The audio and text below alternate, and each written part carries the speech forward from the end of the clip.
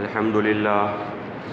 لله نحمده ونستعينه ونستغفره ونؤمن به ونتوكل عليه ونعوذ بالله من شرور أنفسنا ومن سيئات أعمالنا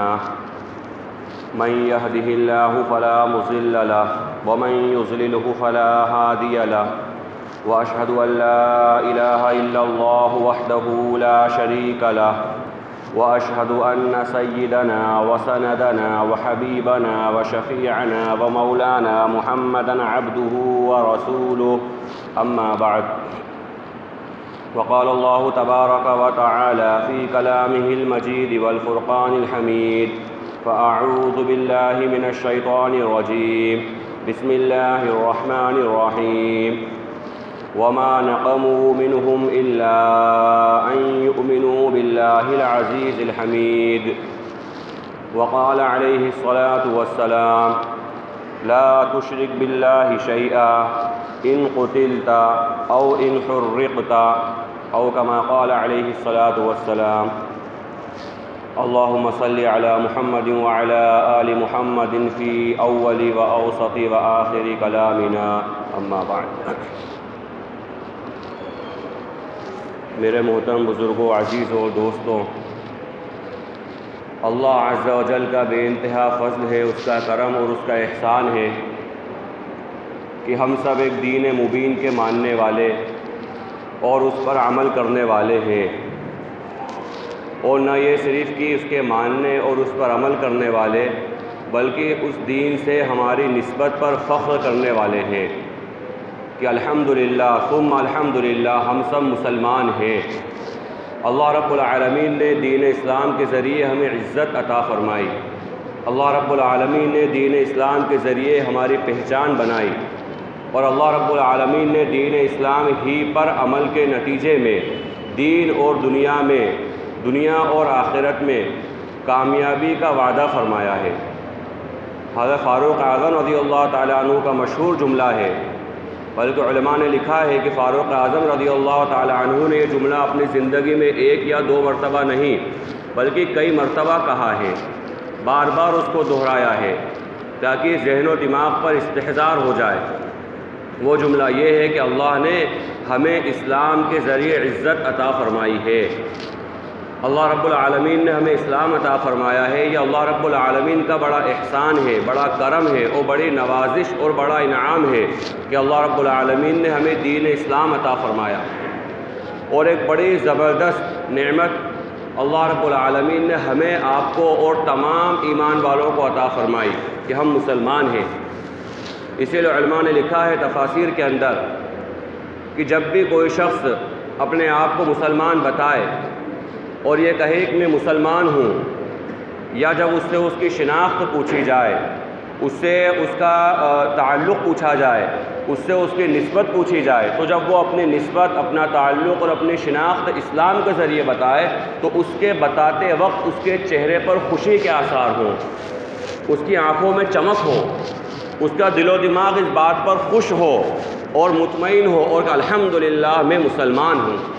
اللہ رب العالمین نے دیگر تمام طرح کی گندگیوں سے نکال کر، دیگر تمام طرح کی بری عادتوں سے نکال کر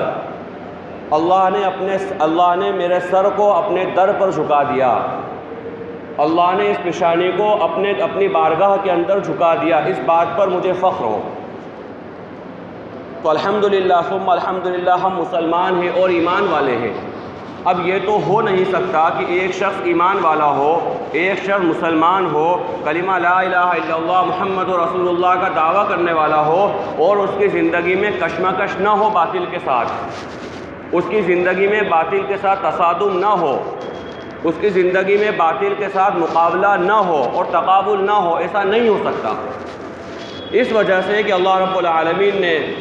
انسانوں کے اندر بالخصوص صرف اور صرف دو گروہ اور دو جماعت پیدا فرمائی ہیں، دو گروہ، دو جماعت، یا دو نظریے، یا دو عقیدے، یا دو منہج کہہ لیا جائے، اللہ رب العالمین نے پیدا فرمائے ہیں۔ اس میں سے ایک ہے حزب اللہ، یعنی اللہ کا گروہ، اللہ کی جماعت، اور دوسرا ہے حزب الشیطان، یعنی شیطان کا گروہ اور شیطان کی جماعت۔ اللہ رب العالمین کا مطالبہ یہ ہے، اللہ کے نبی صلی اللہ علیہ وسلم کی تعلیمات یہ ہے کہ ایمان والا جسے اللہ رب العالمین نے اپنے گروہ کے اندر، اپنے لشکر کے اندر، اپنی جماعت اور اپنے خیمے میں رکھا ہے، یہ صحیح معنوں میں حزب اللہ میں رہے۔ اس کی زندگی صبح سے لے کے شام تک کی زندگی، پیدا ہونے سے لے کے موت تک کی زندگی یہ بتائے کہ یہ حزب اللہ میں سے ہے۔ اس کا عمل بتائے، اس کا چلنا پھرنا بتائے، اس کا لین دین بتائے، اس کے معاملات بتائیں، اس کی نشست و برخاست بتائے کہ یہ حزب اللہ میں سے ہے، یعنی یہ اللہ کے گروہ میں سے ہے، یہ اللہ کی جماعت میں سے ہے۔ دنیا والے دیکھنے والے کہیں کہ یہ مسلمان ہے، یہ ایمان والا ہے، مسلمان ایسے ہوتے ہیں، ایمان والے ایسے ہوتے ہیں، اللہ کے گروہ والے، اللہ کے رسول کے گروہ والے لوگ ایسے ہوتے ہیں۔ یہ انسان کی زندگی پوری طرح سے بتائے کہ یہ انسان ایمان والا جو ہے یہ اللہ کے گروہ اور اللہ کی جماعت میں ہے۔ تو اللہ رب العالمین نے جو ہمیں حزب اللہ میں بنایا ہے، اللہ رب العالمین نے ہمیں اپنے خیمے کے اندر جو رکھا ہے، اب ہماری یہ ذمہ داری ہے، ہمارا یہ فریضہ ہے کہ ہم اس کے تقاضے کو پورا کریں۔ ایک شخص کسی ادارے کا، کسی تنظیم کا ذمہ دار ہے، اگر وہ صرف نام کا ذمہ دار ہے، وہ صرف اپنی نیم پلیٹ لگوانے کے لیے ذمہ دار ہے، وہ صرف عہدے کے لیے ذمہ دار ہے یا صرف پہچان کے لیے ذمہ دار ہے، لیکن اگر وہ ذمہ داری کو ادا نہیں کر رہا ہے تو کل روز قیامت یہ انسان اللہ کی بارگاہ میں سب سے بڑا مجرم اور قصوروار ہوگا۔ اس لیے بعض صحابہ اکرام کے بارے بلکہ اجلہ اور اکابر صحابہ کے بارے میں علماء نے لکھا ہے کہ وہ ذمہ داری لینے سے بچا کرتے تھے۔ بہت کم مواقع ایسے ہیں جب انہیں لگا ہم سے بہتر کوئی نظر نہیں آ رہا ہے تو اپنے آپ کو پیش کر دیا، ورنہ اپنے بھائی کا نام آگے بڑھایا کرتے تھے کہ اس ذمہ داری سے ہم بچیں، اس وجہ سے کہ ہر شخص ذمہ دار ہے اور اللہ اس سے اس کی ذمہ داری کے تعلق سے پوچھے گا۔ تو جب اللہ رب العالمین نے حزب اللہ کے اندر مجھے، آپ کو اور تمام ایمان والوں کو شامل کر دیا ہے تو ہماری ذمہ داری ہے کہ حزب اللہ کے تقاضے کو پورا کریں۔ اور حزب اللہ کے تقاضے یہ ہیں، ایمان والا ہونے کا تقاضا یہ ہے کہ اس کی پوری زندگی اس ادھڑ بھن کے اندر لگی رہے کہ کہاں سے، کس راستے سے، کس چور دروازے سے، کس سوراخ سے باطل اسلام پر حملہ کر رہا ہے، کون سا ایسا راستہ ہے، کون سا ایسا چور دروازہ ہے جہاں سے ایمان والوں کے خلاف اور اسلام کے خلاف اور اہل ایمان کے خلاف باطل حملہ کر رہا ہے، اس راستے کو جاننا اور اس راستے کو بند کر دینا، اس دروازے کو تلاش کرنا اور اس دروازے کو بند کر دینا، اس سوراخ کو ڈھونڈنا اور اس سوراخ کو بند کر دینا، یہ ایمان والے کی ذمہ داری ہے۔ ہر ایمان والے کی ذمہ داری ہے کہ جب اللہ رب العالمین نے اس کو بحیثیت مسلمان بھیجا ہے تو جس طریقے سے کھانا کمانا اپنی ذمہ داری سمجھتا ہے اور یہ اس کی ذمہ داری ہے بھی، جس طریقے سے اچھا پہننا، اچھا لباس کو اپنی ذمہ داری سمجھتا ہے، اپنے ماتحت افراد، اپنی بیوی بچوں کی زندگی کو اچھی بنانے کو اپنی ذمہ داری سمجھتا ہے، وہیں اس کی یہ ذمہ داری بھی ہے کہ کہاں پر اسلام کے خلاف، کس جگہ سے باطل گھس رہا ہے، وہ کون سی جگہ ہے جہاں سے پانی اندر آ رہا ہے، وہ کون سی جگہ ہے جہاں سے باطل کے سازش ہمارے مضبوط قلعوں کے اندر داخل ہو رہی ہے، یہاں پر اس کو دیکھنا ہے، اس کو پرکھنا ہے اور اس کو بند کرنا ہے، یہ ہر ایمان والے کی ذمہ داری ہے۔ اور آج سے نہیں، 1400 سالہ تاریخ کو اٹھا کر دیکھ لیں اسلام کی، پورے کے پورے تاریخ اس بات پر شاہد ہے، اس بات پر گواہ ہے، کوئی سا دور ایسا نہیں آیا ہے کہ ایمان والا اطمینان سے بیٹھا ہو، کوئی سا دور ایسا نہیں آیا ہے۔ حتیٰ کہ اللہ رب العالمین نے جب ایمان والوں کو حکومت عطا فرمائی، اللہ رب العالمین نے انہیں طاقت عطا فرمائی اور اللہ نے جب انہیں غلبہ عطا فرمایا، اس وقت بظاہر یہ نظر آ رہا ہے کہ اب یہ بڑے پرامن ہیں، بڑے مامون ہیں، انہیں کوئی فکر نہیں ہے، کوئی ٹینشن نہیں ہے، کوئی پریشانی نہیں ہے۔ حالانکہ اس وقت کے ادوار کو پڑھا جائے تاریخ کے اندر، پتہ چلتا ہے کہ اس وقت بھی ایمان والا پرامن نہیں تھا، اسے اندرونی سازشوں کا خطرہ تھا، باہری بغاوتوں کا خطرہ تھا، ہر وقت ایمان والا اسی پوزیشن کے اندر تھا، گویا کہ وہ جنگ کے اندر ہے۔ جو قرآن کریم کے اندر اللہ رب العالمین نے ایمان والوں کو مخاطب کرتے ہوئے یہ بات بیان فرمائی،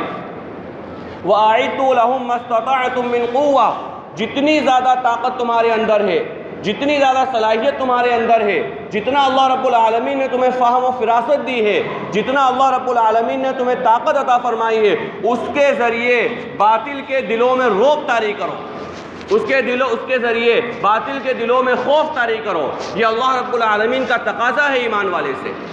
ہم جس معاشرے کے اندر اور جس ماحول کے اندر زندگی گزار رہے ہیں، میرے عزیزوں، چاروں طرف سے اسلام کے خلاف جو حملے ہو رہے ہیں، سب سے پہلی ہماری اپنی ذمہ داری، میری اپنی ذمہ داری سب سے پہلے تو یہ ہے کہ ان حملوں کو سمجھیں، ان کی نوعیت کو سمجھیں کہ آخر ہے کیا۔ ایک بہت بڑا مسئلہ تو یہ ہوتا ہے کہ ہمیں حالات کا پتہ ہی نہیں چلتا ہے کہ ہو کیا رہا ہے۔ سب سے بڑا مسئلہ تب ہوتا ہے ہمیں کسی بات کا علم ہی نہیں ہے کہ یہ چیز ہو کیسے رہی ہے اور یہ چیز کیا ہو رہی ہے، لیکن جب اس کے برے نتائج ہمارے سامنے آتے ہیں، جب ہمارے سامنے آتے ہیں تو ہم اپنا سینہ پیٹتے ہیں، اپنا سر پیٹتے ہیں کہ کیا ہو گیا۔ حالانکہ باطل نے علل اعلان یہ بات بیان کری ہے اور کرتا ہے اور کرتا رہے گا قیامت تک کہ ایمان والوں سے ہماری دشمنی ہے، مسلمان ہمارا دشمن ہے۔ یہ بات وہ بیان کرتے ہیں، کرتے رہیں گے۔ افسوس تو یہ ہے، ہمارے اپنے اوپر افسوس یہ ہے کہ ہم اس کی طرف دھیان نہیں دیتے۔ قرآن کریم کے اندر اللہ رب العالمین نے بالخصوص یہود کے بارے میں، اور مفسرین فرماتے ہیں کہ یہ عموم ہے، یعنی تمام دشمنان اسلام کی بات ہے کہ قد بدت البغضاء من افواہہم وما تخفی صدورہم اکبر، کہ جو دشمنیاں ان کی ہیں، ان کے دلوں کے اندر جو باتیں ہیں وہ پھوٹ پھوٹ کر باہر آ رہی ہیں۔ رات دن اعلان کرا جا رہا ہے ہم مسلمانوں کو قتل کر دیں گے، ہم مسلمانوں کو جینے نہیں دیں گے، ہم ان کو علاقے سے نکال دیں گے، ہم یہ کر دیں گے، فلاں کر دیں گے۔ رات دن وہ اعلان کر رہے ہیں، اور ان کے دلوں میں جو ہے وما تخفی صدورہم اکبر، اور دلوں میں جو ہے وہ اس سے بھی زیادہ خطرناک ہے۔ دلوں میں جو باتیں چھپی ہوئی ہیں، جو باتیں پوشیدہ ہیں، وہ باتیں اس سے بھی زیادہ خطرناک ہیں۔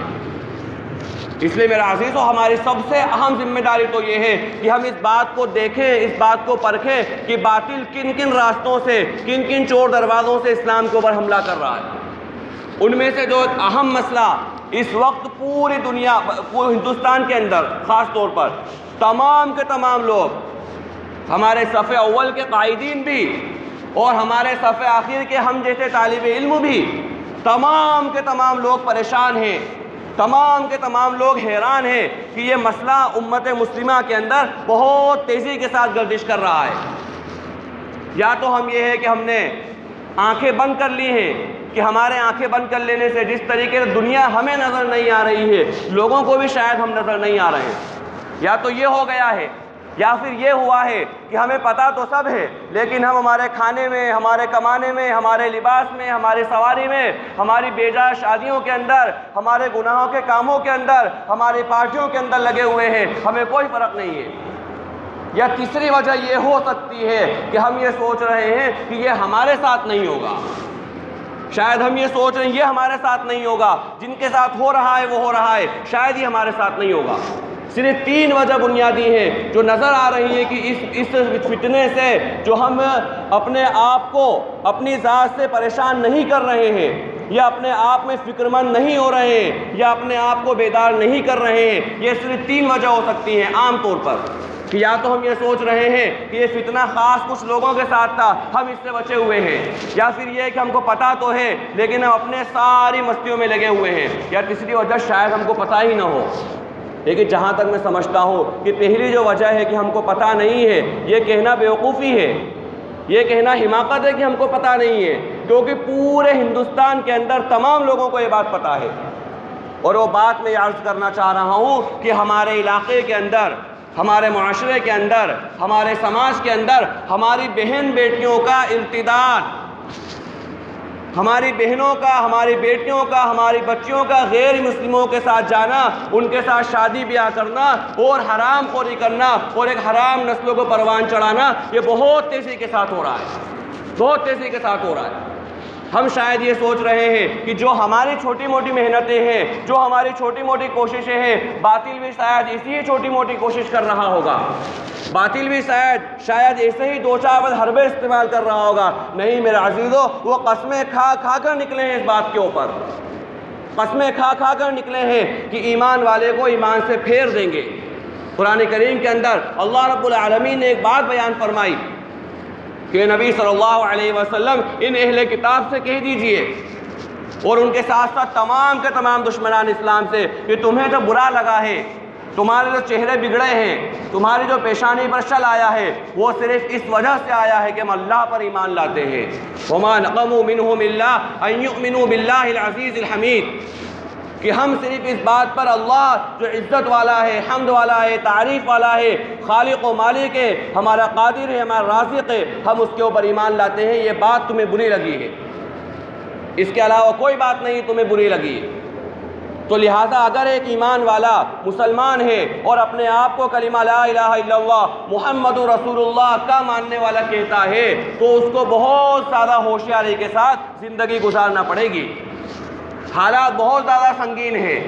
بار بار حالات کا رونا رونے سے حالات سدھریں گے نہیں، بلکہ حالات کے سامنے ڈٹ کر کھڑا ہونا پڑے گا۔ اور بہت سارے موقعوں پر، بڑی بات تلخ ہے لیکن میں عرض کر رہا ہوں، بہت سارے موقعوں پر ہمیں ہماری بزدلی، ہماری مداہنت، ہماری چاپلوسی بھی چھوڑنا پڑے گی۔ بہت سارے ایسے مواقع ہیں جو نظر آتا ہے کہ یہ کام ہو رہا ہے، لیکن ڈر کی وجہ سے، بزدلی کی وجہ سے ہم کوئی اقدام نہیں کر پاتے۔ اس لیے میرے عزیزوں، جو اللہ رب العالمین نے ذمہ داری دی ہے کہ تم میں سے ہر شخص سے اس کے ماتحت افراد کے بارے میں سوال کیا جائے گا، اس سے پوچھا جائے گا، اس لیے ہمیں چوکنا رہنا ہے ہمارے گھر کے متعلق، ہمیں چوکنا رہنا ہے ہمارے خاندان کے متعلق، ہمیں چوکنا رہنا ہے ہمارے سماج اور ہمارے معاشرے کے تعلق سے کہ یہ جو وبا آ رہی ہے، یہ جو گندگی آ رہی ہے، کس طرح سے اس گندگی کو روک دیا جائے۔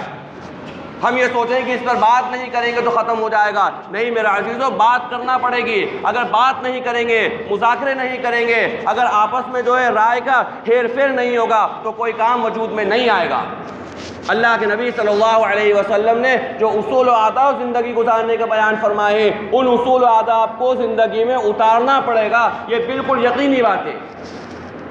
اگر ہم سوچیں کہ اللہ کے نبی صلی اللہ علیہ وسلم کے طریقوں کو نعوذ باللہ ثم نعوذ باللہ پس پشت ڈال دیں، پیٹھ پیچھے ڈال دیں اور اس کے بعد ہم زندگی گزارتے رہیں، یہ نہیں ہو سکتا۔ دنیا کے اندر بھی کامیابی اور دنیا کے اندر عزت بھی اسی وجہ سے ملے گی کہ اللہ اور اس کے رسول کی بتائی ہوئی باتوں کو مکمل طور پر اپنی زندگی کے اندر اتار دیں۔ جو اللہ کے نبی صلی اللہ علیہ وسلم نے اور خود قرآن کریم کے اندر اللہ رب العالمین نے بہت سارے موقعوں پر جو حدود بیان فرمائے ہیں، جو قیود لگائے ہیں، جو باؤنڈری بتائی ہے کہ اس سے آگے مت جانا، آخر ہم اس سے آگے کیوں جاتے ہیں؟ یا اس سے آگے ہم ہمارے افراد کو، ہماری بہنوں کو، ہماری بیٹیوں کو، ہماری بچیوں کو آخر کیوں جانے دیتے ہیں؟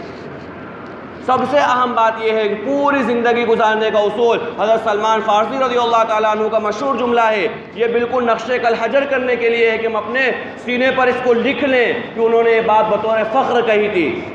اللہ کے نبی صلی اللہ علیہ وسلم ہمارے لیے ایسا اسوہ ہے، ایسا نمونہ ہے کہ ہمیں بیت الخلاء کرنے کا طریقہ تک تعلیم کرتے ہیں۔ اتنی چھوٹی سی بات جو انسان کی فطرت ہے، جو قدرت ہے، جو نیچرل چیز ہے، اس کا طریقہ بھی رسول اللہ صلی اللہ علیہ وسلم نے ہمیں سکھایا ہے۔ اور یہ بات آپ نے اہل کتاب میں سے ایک شخص کے مذاق بنانے کے جواب میں کہی تھی۔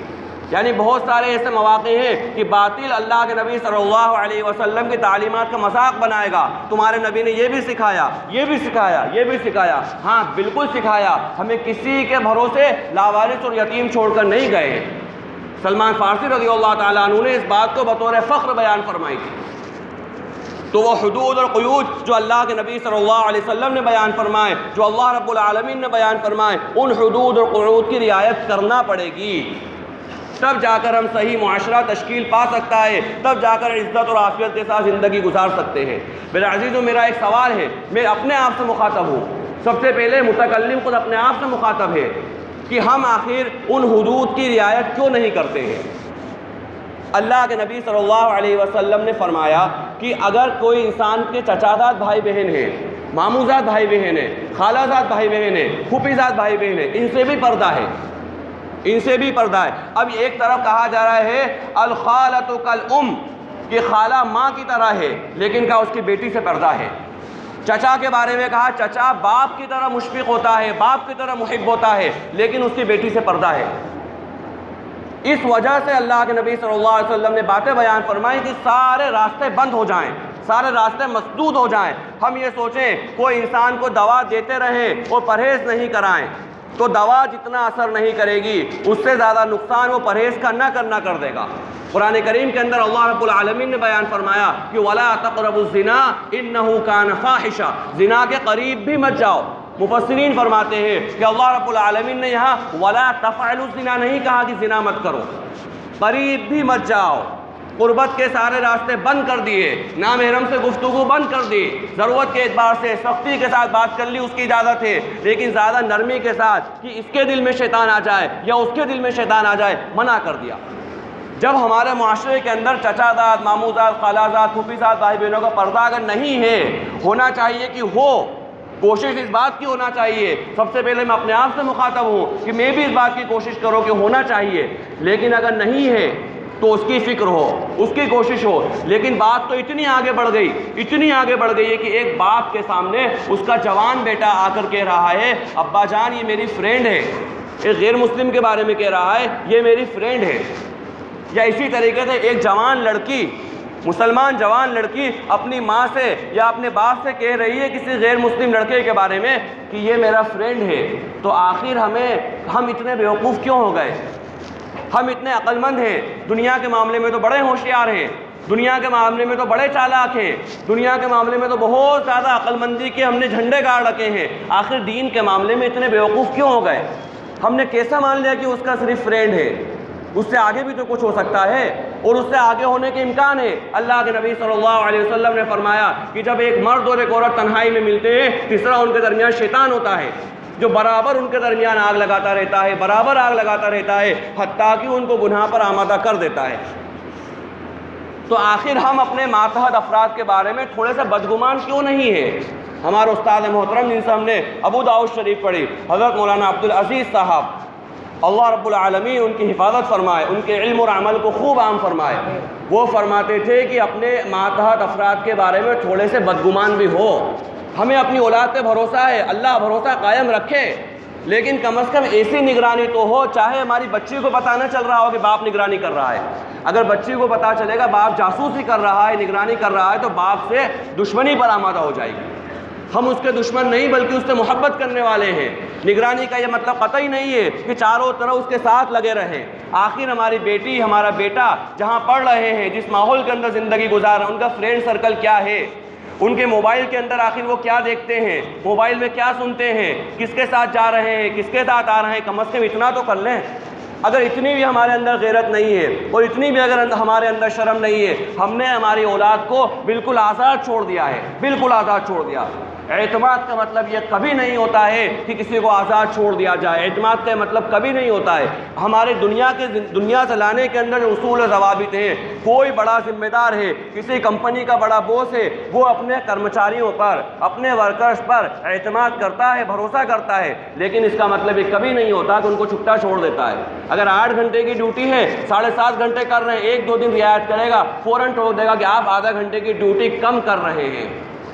تو اعتماد کا مطلب یہ کبھی نہیں ہوتا ہے کہ کسی کو آزاد چھوڑ دیا جائے۔ اللہ کے نبی صلی اللہ علیہ وسلم نے جو تعلیم ہمیں دی ہے، جب تک ہم اس تعلیم پر عمل نہیں کریں گے، میرا عزیز و فتنہ ختم نہیں ہوگا۔ اس وجہ سے کہ عام طور پر جو ماحول ہے، عام طور پر جو ہماری بہنوں کا اور بیٹیوں کا جو معاملہ ہو رہا ہے، اگر ان کے بیک گراؤنڈ کو دیکھا جائے، اگر ان کے فیملی کے بیک گراؤنڈ کو دیکھا جائے، تو اکثر شکار وہ بہنیں اور وہ بیٹیاں، بچیاں ہو رہی ہیں جو دین سے بیزار تھیں، جنہیں دین سے محبت نہیں تھی۔ یہ بات کہی جاتی ہے کہ امت کو بتائیں کہ یہ حرام ہے، یہ حرام ہے، یہ بات کس کو نہیں پتہ ہے؟ ایک چھوٹے سے بچے سے پوچھ لیا جائے، جو قریب البلوغ بچہ، اس سے پوچھ لیا جائے کیا مسلمان کا غیر مسلم سے نکاح ہو سکتا ہے، کیا مسلمان کی غیر مسلم سے شادی ہو سکتی ہے؟ وہ کہے گا نہیں ہو سکتی۔ علم کبھی بھی عمل پہ نہیں ابھارتا ہے، یہ بات بالکل حقیقت ہے۔ علم کبھی عمل پہ نہیں ابھارتا ہے، عمل پر اللہ کا ڈر ابھارتا ہے، عمل پر اللہ کا تقوی ابھارتا ہے، عمل پر اللہ کی محبت ابھارتی ہے۔ اگر کوئی انسان عمل کر رہا ہے تو وہ سارے اس کی چیزوں کو سمجھے گا، اس کے مسائل کو سمجھے گا، اس کی جو چیزیں ہیں مستحبات، نفل۔ جب انسان نماز پڑھنے لگتا ہے تو انسان اس کے مستحبات اور نوافل تک کو معلوم کرتا ہے، حالانکہ نماز پڑھنے کے بارے میں اس کو علم ہے، نماز پڑھنے کا علم ہے، لیکن کئی ہمارے ایسے بھائی ہیں، اللہ ہم سب کی حفاظت فرمائے، کہ انہیں علم ہے اس بات کا کہ نماز کو چھوڑ دینا کفر کرنے والا عمل ہے، لیکن اس کے بعد بھی نماز بے دھڑک چھوڑ رہے ہیں۔ صرف جمعے کے اندر آ گئے یا جمعے کے اندر بھاگا دوڑی کر کے کسی طرح 2 رکعت پڑھ لی اور وہ چل پڑے. بہت سارے لوگوں کو اس بات کا علم ہے کہ نماز چھوڑنا گناہ ہے، لیکن یہ علم عمل پہ اس لیے نہیں ابھار رہا ہے کہ اللہ کا ڈر اور اللہ کی محبت نہیں ہے. اللہ کا ڈر جو ہونا چاہیے کہ نماز چھوڑنے پر اتنا خطرناک میرے ساتھ معاملہ ہوگا کہ اللہ کے نبی صلی اللہ علیہ وسلم نے تو ایک موقع پر ان لوگوں کے لیے بیان فرمایا جو بغیر شرعی عذر کے گھروں میں نماز پڑھ لیتے ہیں. اتنی سخت وعید، اتنی سخت حدیث کہ ہمیں جھنجھوڑ دینے کے لیے کافی ہے کہ اللہ کے نبی صلی اللہ علیہ وسلم نے فرمایا کہ میرا دل چاہتا ہے کہ چند نوجوانوں کو اکٹھا کروں، نوجوانوں کے کام میں تیزی ہو، سرعت سے جو کام کر سکتے ہو ان کو اکٹھا کروں اور کہوں جاؤ جنگل سے لکڑیاں لے کر آؤ، اور لکڑیاں جمع کروں اور ان لوگوں کے گھروں میں آگ لگا دوں جو بغیر شرعی عذر کے گھروں میں نماز پڑھ لیتے ہیں. اتنی سخت وعید یہ امت کو پتہ ہے. بارہا ہم یہ بات سنتے ہیں، تعلیم کے حلقوں میں بھی سن رہے ہیں، درس قرآن میں بھی سن رہے ہیں، اصلاح معاشرہ کے پروگراموں میں بھی سن رہے ہیں، جمعے کے بیان میں سن رہے ہیں. کہتے کہتے ایک نسل جوان سے بوڑھی ہمارے سامنے ہو گئی، بچے جوان ہو گئے، یہ ہم سن رہے ہیں. لیکن جب عمل اس وجہ سے نہیں ہو رہا ہے کہ اللہ کا ڈر اور اللہ کی محبت نہیں ہے. تو اسی لیے بات پوری امت کو پتہ ہے کہ یہ مسلمان کا غیر مسلم کے ساتھ شادی کرنا، چاہے مشرکہ لڑکی کو لے کر آئے یا مشرک لڑکے کے ساتھ لڑکی نکاح کرے، یہ حرام ہے. لیکن یہ عمل پر اس وجہ سے نہیں آ رہی ہے امت کہ امت کو دین سے محبت نہیں بچی، اور دین سے محبت اور دین سے رغبت جب نہیں ہوگی تو یہ بہت تیزی کے ساتھ چیزیں، اللہ ہم سب کی حفاظت فرمائے، یہ ہوتی رہیں گی. اس لیے میرا عزیزو دین کا ماحول ہمارے گھروں کے اندر بنانا ہے، دین کا ماحول، دین کی فضا ہمارے گھر کے اندر بنانا ہے. جب ہم نے ہماری جوان بیٹی کو پردے سے اگر محبت کرنا سکھا دی،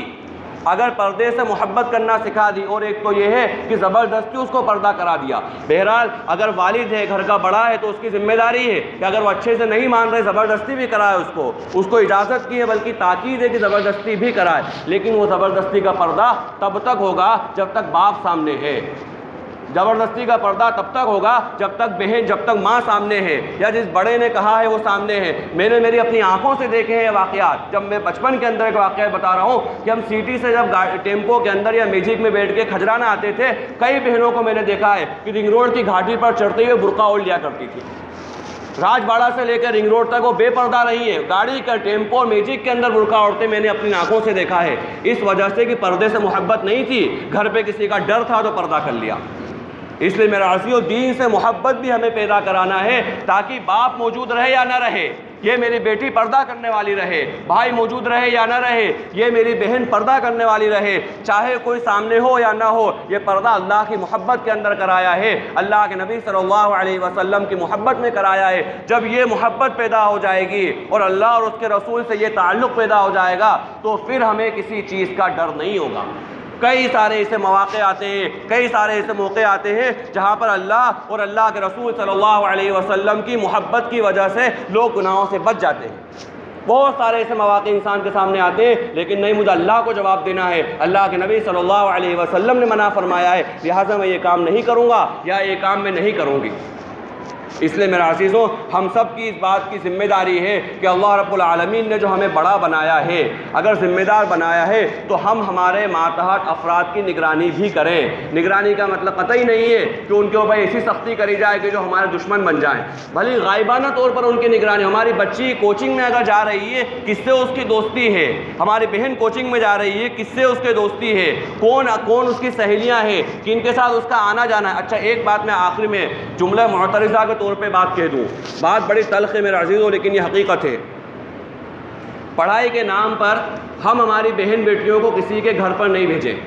کسی کے گھر پر نہیں بھیجیں. کتنا بھی زیادہ اعتبار ہو، کتنا بھی زیادہ اعتماد ہو، ہماری بہن، ہماری بیٹی ہماری عزت ہے، ہماری پہچان، ہماری شناخت ہے. اگر ہوتا، کئی بار ایسا ہوتا ہے کہ ہمارے گھر کا ماحول تو بہت اچھا ہے، لیکن کسی دوسرے کے گھر پر جا کر، چاہے وہ مسلمان بھی کیوں نہ ہو،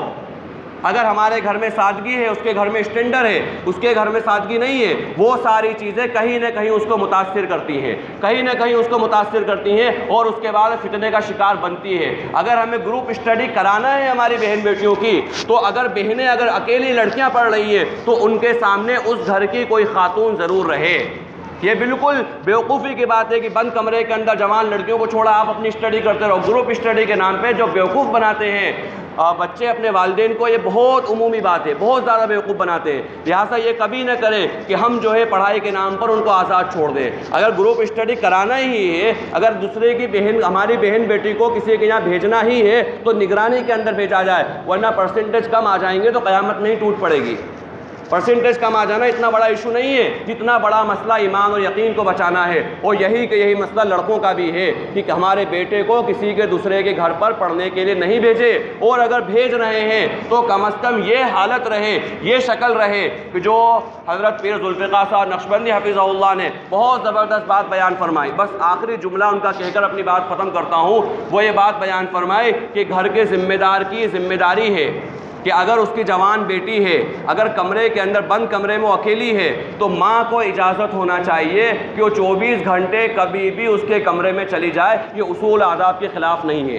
اس وجہ سے کنواری لڑکی ہے، اصول آداب کے خلاف نہیں ہے۔ اور اگر کنوارا لڑکا ہے تو باپ کو اجازت ہونا چاہیے کہ 24 گھنٹے میں کبھی بھی اس کے کمرے میں بغیر اجازت کے داخل ہو جائے، اجازت والا مسئلہ نہیں، بغیر اجازت کے داخل ہو جائے، تاکہ پتہ چلے کہ ہمارا بچہ، ہماری بیٹی، ہمارا بیٹا کیا کر رہا ہے۔ تو اسی طریقے سے اگر ہمیں لڑکوں کو بھیجنا ہے تو کم از کم اس طریقے سے بھیجیں کہ ان کی نگرانی ہم 24 گھنٹے کرتے رہیں، جب بھی اگر پڑھائی کر رہے ہیں ہم ہر وقت ان کے سامنے جا کر ان کی نگرانی کر سکیں۔ اللہ رب العالمین سے دعا ہے کہ اللہ رب العالمین جو باتیں کہی گئی ہیں ان باتوں پر کما حقہ عمل کی توفیق نصیب فرمائے۔ وآخر دعوانا ان الحمد للہ رب العالمین۔